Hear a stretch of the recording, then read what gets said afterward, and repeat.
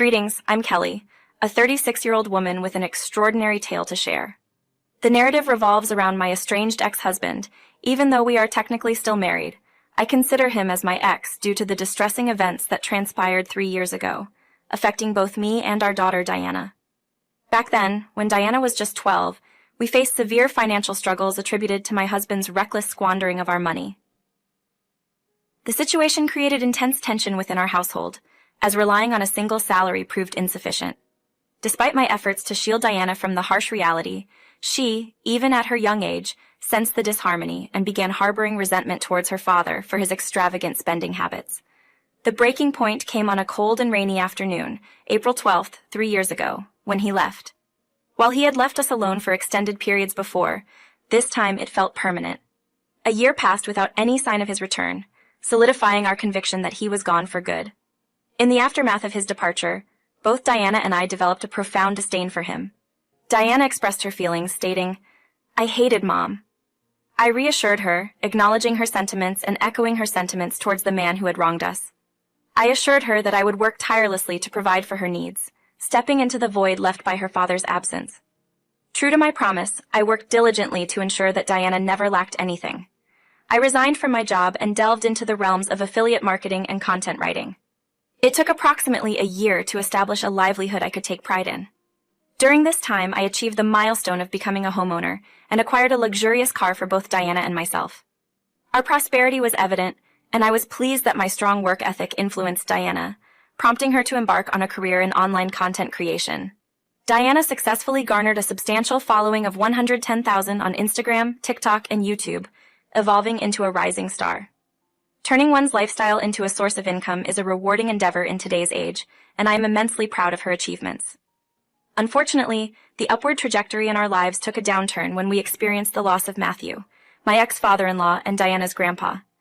Despite Jerry, my ex-husband, leaving us years ago, we maintained a connection with his parents.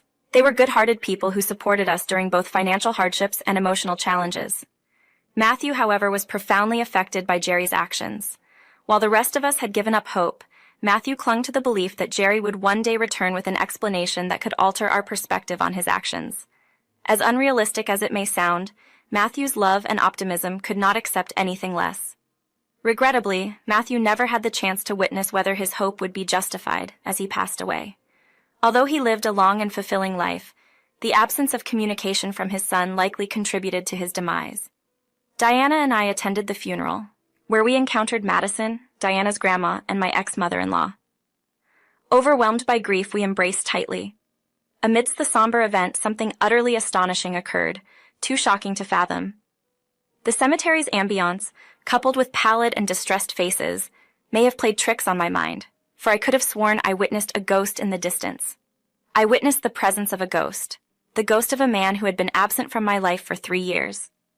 This spectral figure resembled my husband, though I grappled with the ambiguity of whether it was a fortunate or unfortunate encounter. It wasn't a supernatural apparition, rather, it was my actual husband, yet he bore an uncanny resemblance to a ghost. His unnaturally slim appearance suggested a drained vitality, as if all the life force had been siphoned from him. I attributed this frailty to the distressing news of his father's demise, assuming that such harrowing information would naturally take a toll on anyone's well-being. As he approached the funeral, a collective shock swept through the gathering. Diana, our daughter, erupted in screams and berated her father for abandoning us years ago. His mother sobbed even harder, grappling with the apparent wrong turns their lives had taken. In stark contrast, I remained frozen, overwhelmed by a flood of emotions that rendered me immobile. Observing the tumultuous scene, I recognized that his presence was not welcomed. Despite my deep-seated resentment and hatred towards him, I couldn't deny the fact that he had lost his father and deserved the chance to bid him a final farewell. Expressing this sentiment to the others, we agreed, at least momentarily, to set aside our grievances and maintain a semblance of civility in honor of the departed Matthew. The funeral continued, and we reconvened at my home. Even Jerry, my estranged husband, joined us and remarked on the pleasantness of the surroundings. However, I was quick to cut through the facade, insisting that he couldn't simply waltz in without addressing the past. If he intended to stay, he had to lay bare every detail of his actions, as I refused to let his negative energy tarnish the hard-earned tranquility of our home, built through Kelly's relentless efforts. And you can begin by addressing why you appeared disheveled. Skip that, let's start with clarifying your purpose here. What exactly do you want? You aren't attending Grandpa's funeral for the right reasons. Of course, I'm here for my father's funeral. He was my father. However, there's another matter at hand. I'm here to claim my inheritance. I had to physically restrain Diana before she launched another attack. Whispers circulated, heads turned, and a brewing conflict loomed. Fortunately, Madison skillfully managed the crowd, as I directed Jerry and Diana to a more secluded area of the house. I never intended to harm you, my dear. Don't use that term. I mean nothing to you. You forfeited any claim when you abandoned us without explanation. What kind of father does that? I've tried to forgive, but it's impossible. Look, Diana, Kelly, I regret everything. I'm in dire need of money. I'm facing some issues. Do you think we're concerned about you and your troubles? It seems you've fallen in with the wrong crowd. Are you involved in drugs? Jerry hesitated, and the color draining from his face suddenly became evident. Jerry. At that instant, Madison joined us. Now that I've resolved things, Jerry, could you please clarify what happened? Your father waited patiently, clinging to the hope that you'd return with an explanation to dispel our doubts. Give me some good news. Give me something to believe in. I came here to claim my inheritance, Mom. He's hooked on drugs, Grandma. He came for his inheritance to finance his habit.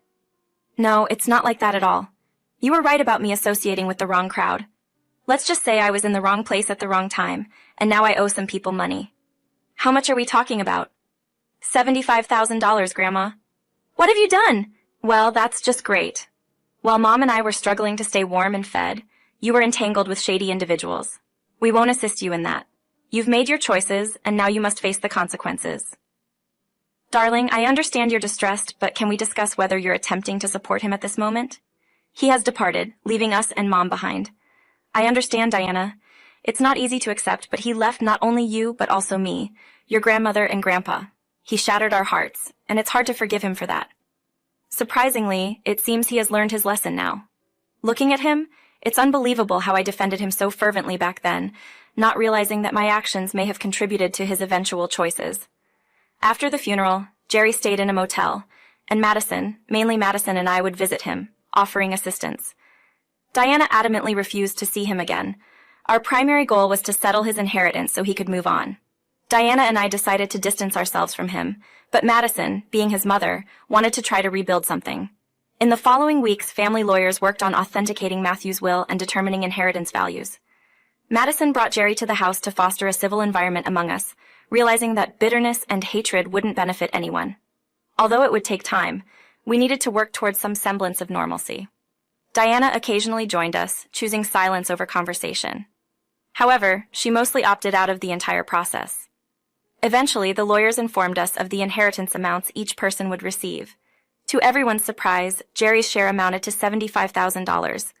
Diana was furious, finding it unjust that someone who had caused her years of unhappiness would suddenly be rewarded. While I empathized with Diana's frustration, it wasn't within her power to decide whether Jerry would receive the money or not. Madison and I seemed indifferent to the findings, eager to conclude the process and return to our normal lives. As Jerry adapted to his new lifestyle, there seemed to be a noticeable change in his demeanor. He underwent a significant transformation from a shy, timid, and remorseful individual to someone slightly arrogant and cocky, particularly upon learning that he would receive precisely what he came for. I observed this change in behavior but chose not to address it, attributing it to the drugs he was using. Witnessing a once respectable man deteriorate in such a manner was disheartening, and I struggled to comprehend it. As more weeks passed, a friend informed me that Jerry's inheritance money was ready for collection. He remained unaware of this, and I felt compelled to share this information with you in advance. Despite the difficulty in contemplating giving a substantial amount of money to an addict, I couldn't bring myself to be the one to hand it over. I feared it might lead to his disappearance, shattering the sliver of hope I still held for him. Can you please take on the responsibility? Arya, I understand how challenging this has been for you. It requires a different kind of strength as a mother to witness such a distressing situation involving your child. You've been resilient for too long. Now it's time for you to rest. Please don't worry.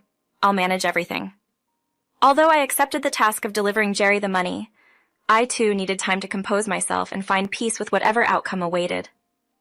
Ironically, I sought solace in the attic, where remnants of my old life were stored. Retaining items from the past, once filled with pain, now served as reminders of my journey. The attic became a perfect place for me to reflect, surrounded by the dusty plastic tea set acquired during a time when proper dishes and cutlery were unaffordable. I recalled the half-dead heater with a mind of its own, often choosing when to function and leaving Diana and I huddled together for warmth that was never enough. I gazed at Jerry's old chest, filled with what I assumed were ancient work documents.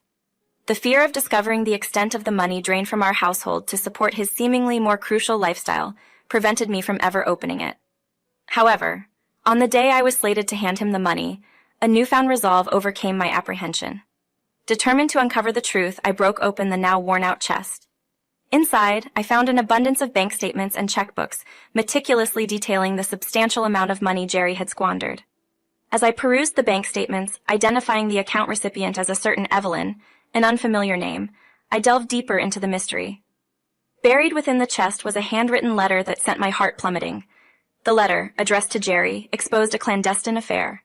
It expressed Evelyn's frustration with Jerry's reluctance to leave his family as promised.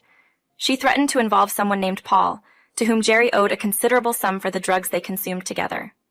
The letter gave him 38 hours to confess to his family, or Evelyn would take drastic measures, revealing their affair and his extravagant gifts to her. Reading this revelation left me in shock. Jerry had been having an affair before his departure, and he had used the money on his mistress. The sheer betrayal overwhelmed me, making me physically sick. This man had prioritized his hedonistic lifestyle while leaving his wife and child at home to suffer. It was unforgivable and repulsive. This letter explained his reprehensible behavior, selfish self-indulgence. The rage and bitterness that had been festering within me reached a boiling point. At this juncture, I moved on autopilot, gathering everything from the chest and storming toward the dingy motel where Jerry was residing. I burst into the room only to find Jerry with drugs scattered on the bed. "You're completely unbelievable. You're doing drugs just as I was about to give you the money." "What, you have the money? That's great, give it to me," he retorted, revealing a pathetic and sickening demeanor.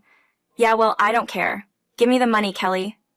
Ignoring his demand, I flung the papers toward him while tightly gripping the letter I had recently discovered. As he sifted through the bank statements he had conveniently hidden from me, I began reading the letter aloud. He froze, looking even more sickly and pale than before, now resembling a scared little puppy. "Did you get this letter on April 11th, right before you left?" I asked, cutting off any attempts at explanation. "I'm gonna explain," he stammered. "No, Jerry, you can't explain. The time for explaining is over. You're 3 years too late," I declared. "I was sick, Kelly. I still am sick, as you can see. Stop with the excuses, Jerry. Do you think I wasn't tired? Do you think I didn't seek relief wherever I could find it? We all make choices. You're a grown man, damn it. You left us because you were having an affair. It wasn't like that," he insisted. "Then what was it like?" I demanded. "I never loved you. I never wanted that life. I never wanted to be with you. I just got with you and had the kids so that Mom and Dad could get off my back. I never wanted responsibility, and frankly, I don't care enough to rekindle or mend anything between us. Not you, not Diana, and not even my mother. I know it sounds awful to say, but it's the truth. Take it or leave it. Now give me my money." His lack of surprise at my harsh words only confirmed my long-standing view of him as the evil villain. As I looked at him now, he resembled some demon from a comic book, disgusting in every way. "Kelly, I couldn't care less about your opinion of me. Just hand over my money. Evelyn and Paul have some influence over you, even if it's minimal." He hesitated again, confirming my suspicions. "So, you've managed to escape their clutches, for now, running with a new crowd. But being the disaster that you are, you've also messed up those relationships." He nodded briefly. "Let me make this clear. You're leaving this place immediately without the money. You won't receive a single cent of the inheritance. Consider it reparations for Diana and me. You owe us that much. Concerned about Edward? Not my problem. You should have considered the consequences before getting involved in this mess. And what if you refuse? Well, someone with a substantial following on Instagram, TikTok, and YouTube might just happen to leak some very private information about you, the kind that could reach anyone, including individuals named Paul and Evelyn. Furthermore, someone else with a highly successful blog and website could write an article exposing you to anyone with an internet connection. All right, I get it, loud and clear. You've got 30 hours to gather your belongings and leave. Leave this city, leave this state. Your presence is no longer welcome here. There's no need for farewells. I'll inform Madison and Diana about everything. Their hearts have suffered enough, and it's truly a shame. Frankly, I don't even know what to say. How about ciao and good luck? Let's hope your drug associates don't treat you too harshly, though. Upon reflection, I find myself indifferent to whatever they do to you. You've been dead to me for the past 3 years. He departed from town the next day, and thankfully none of us have encountered him since. I find solace in the fact that all of us now have closure regarding Jerry's whereabouts and the reasons behind his departure.